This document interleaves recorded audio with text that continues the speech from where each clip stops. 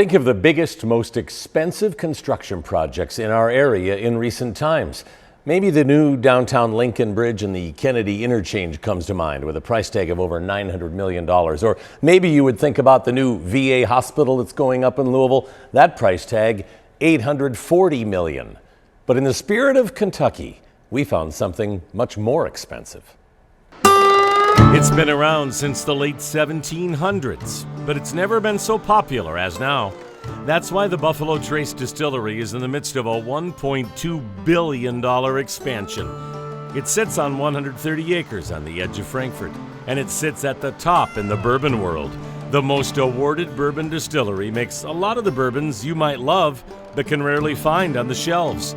Eagle Rare, Blanton's, Pappy Van Winkle, Weller, Elmer T. Lee, their staple, Buffalo Trace, and E.H. Taylor, that flew off the shelves in the 35,000 square foot visitors center this week. Previous 12 months before COVID hit, we had 300,000 visitors that had come through to visit us, and that was in a footprint that was a third of the size of the footprint we're in now.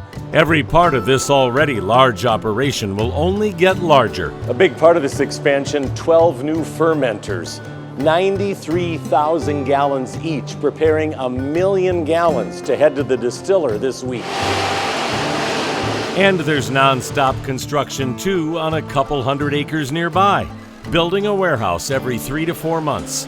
Each one holds almost 60,000 barrels. The demand is out there, and the demand has been there for quite some time, and we don't have that crystal ball well enough. We should have probably done it many years ago just to keep up. We're breaking records every year, so we're putting away as many barrels as we can. We're running 24/7. Master distiller Harlan Wheatley knows that when this expansion project finishes in a few years, it'll likely be time to start another one. For the future for us, we're looking at the global market, but we're just getting started really globally because most of our demand is here in the U.S.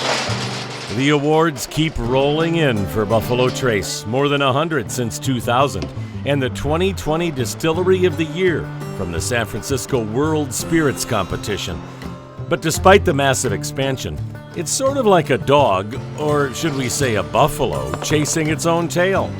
With barrels having to age at least 6 years and some much longer, and with an ever-growing demand, there's no guarantee it will get any easier to find some of this distillery's coveted bourbons on the shelves anytime soon. And just how coveted? I just found the Buffalo Trace Antique Collection of 5 specialty bourbons, 5 bottles, going for $13,000 for resale on the internet.